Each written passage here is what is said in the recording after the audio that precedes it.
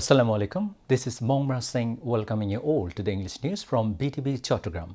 Let's begin with the headlines. A 22-day ban on catching fish in rivers and seas begins this midnight.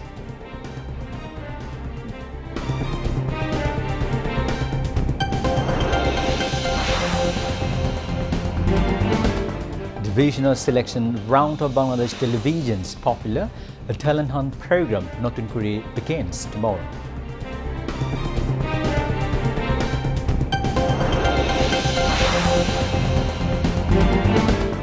A language movement veteran Ahmed Rafiq passes away. Chief Advisor Professor Mohammed Yunus expresses deep sorrow at his demise.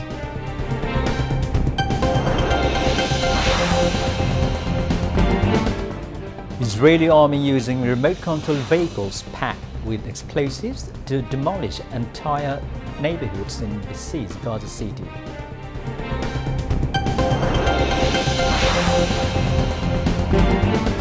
And Bangladesh beat Afghanistan by 4 wickets in first T20 of 3-match series at Sharjah Cricket Stadium.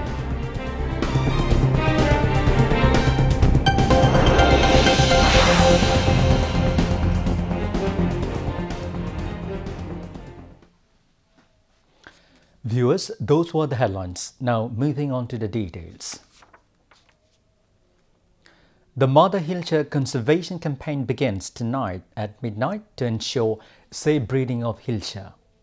Until October 25, catching, transporting, marketing and storing Hilsha and all types of fish in rivers and the sea will be completely prohibited. The government has imposed this 22-day ban during the breeding season. Along with fisheries officials, law enforcement agencies, river police, coast guard and the Navy will take part in the campaign. To support fishermen during the ban, each family will receive 25 kilograms of rice under the VGF program. However, fishermen have urged authorities to prepare a accurate list to ensure proper distribution. Extensive awareness campaigns, including leaflet distribution and public announcements, are being carried out in fishing villages along the rivers, including the Hilsha sanctuaries of Chatpur, Lokhipur, Bhola and Borguna. Authorities have warned that anyone violating the ban will face up to 2 years in prison, a fine of up to 5,000 or both. It is worth noting that during the breeding season, Hilsha migrate from the sea to rivers such as the Potma and Meghna. To allow safe spawning, the government enforces this seasonal ban, which begins tonight. The Fisheries Department hopes that if the campaign succeeds, the country's rivers will once again be filled with abundant Hilsha in the coming years. The divisional selection round of Bangladesh television's popular talent hunt program Notun Kuri will begin tomorrow and continue until October 11. Contestants who received a yes card will be eligible to participate in this round.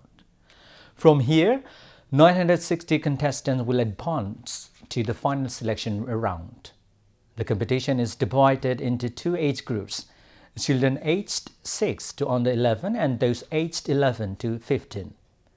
Excitement is already running high at BTV as preparations are underway for this massive nationwide initiative to select the country's best child artist. Launched in 1976, Notun Kuri was the subcontinent's first reality-style talent hunt show on television. Over the years, it has produced many renowned artists. After being suspended for a long period, Notun Kuri has returned once again with its original name and theme song. A language movement veteran and researcher, Ahmed Rafiq has passed away. Inna Lillahi wa inna ilaihi raji'un. He was 96 years old. He died at hospital in Dhaka where he had been on life support. Chief Advisor Professor Mohammed Yunus has expressed deep sorrow at his death. In a condolence message, Professor Mohammed Yunus prayed for the departed soul, adding that Ahmed Rafiq's life and work would inspire future generations. The nation will remember him with gratitude, he said, extending condolences to bereaved family. Ahmed Rafiq was a language movement activist, poet, essayist and Rabindra scholar. He made significant contributions to research on the language movement and Rabindranath Tagore. Over his long career, he received many honors, including the Ekushe Padak and the Bangla Academy Award. Now, international news.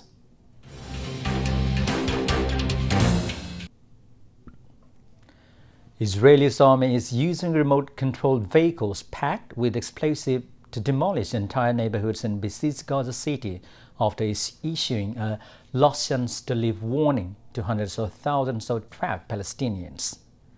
Thousands of people supporting the global Smooth flotilla bringing aid to Gaza have taken to the streets in major cities as Israeli commanders captured the last boat. Hamas has said it is discussing U.S. President Donald Trump's peace plan with the goal of stopping Israel's war on Gaza and will soon announce its position on the 20-point proposal. Israel's war on Gaza has killed at least 66,225 people and wounded 168,938 since October 2023. Thousands more are believed buried under the rubble. A total of 1,139 people were killed in Israel during October 7, 2023 attacks and about 200 were taken captive. Meanwhile, Bangladesh deeply condemned the interception of the global Smooth flotilla in the international water, which has carrying humanitarian assistance for the people of Gaza by the Israeli occupying forces. This act is a flagrant violation of international law and a brazen manifestation of Israel's use of hunger as a weapon of war, read a statement issued by the Foreign Ministry. Bangladesh called upon the immediate and unconditional release of all detained humanitarian aid workers and activists and to guarantee their safety and well-being. Bangladesh further urged Israel to end its illegal occupation of Gaza and the West Bank, respect international humanitarian law and immediately cease its genocidal war and humanitarian blockade in Gaza. The much-needed humanitarian aid flotilla represents the global solidarity with the occupied Palestinian people, said the Foreign Ministry. The government and people of Bangladesh stand in unwavering solidarity with the people of Palestine in this hour of great distress and continuous suffering, it added. A mass protest in Morocco entered a sixth day on Friday, with the youth-led movement Gen G 212 demanding that the government be removed. The group said the authorities had failed to protect citizens' constitutional rights and respond to basic social needs. 3 people have died since the demonstrations began. Hundreds have been arrested and nearly 300 people, mostly members of the security forces, have been injured in clashes and scuffles, the Interior Ministry said.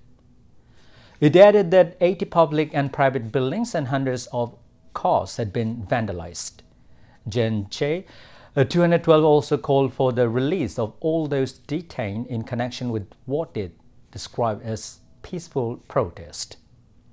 The group, whose main organizers remain unknown, said its demand for the government's dismissal was based on a constitutional article that gives the king the power to appoint and dismiss the prime minister and cabinet.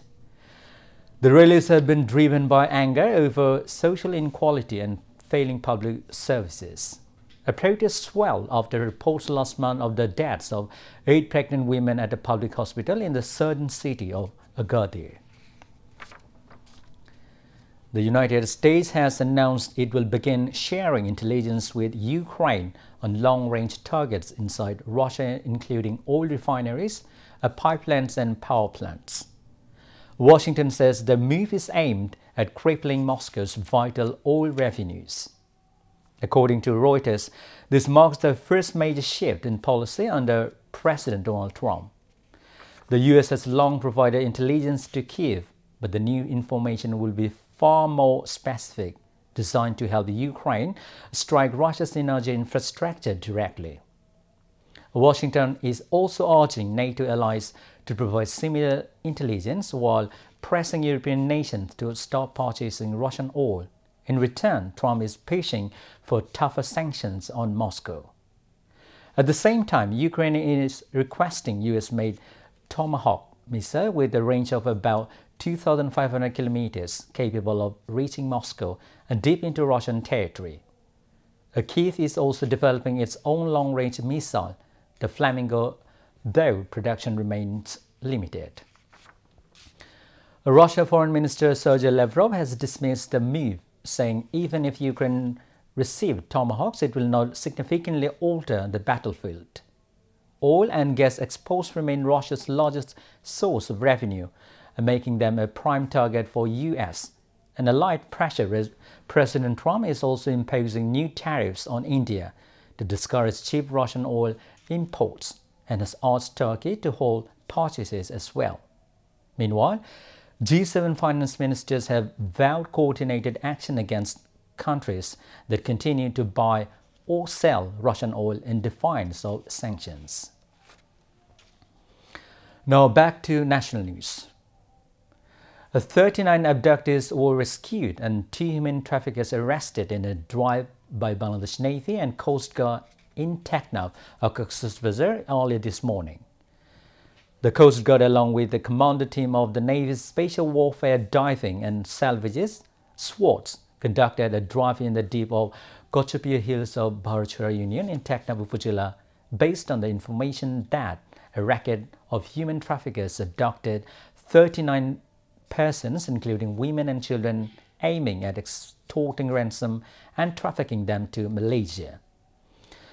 The 2 members of the human trafficking racket were arrested while trying to escape the spot after being chased by the joint force. The rescued persons included 18 Rohingya women, 11 Rohingya men, and 8 Rohingya children and 2 Bengali men.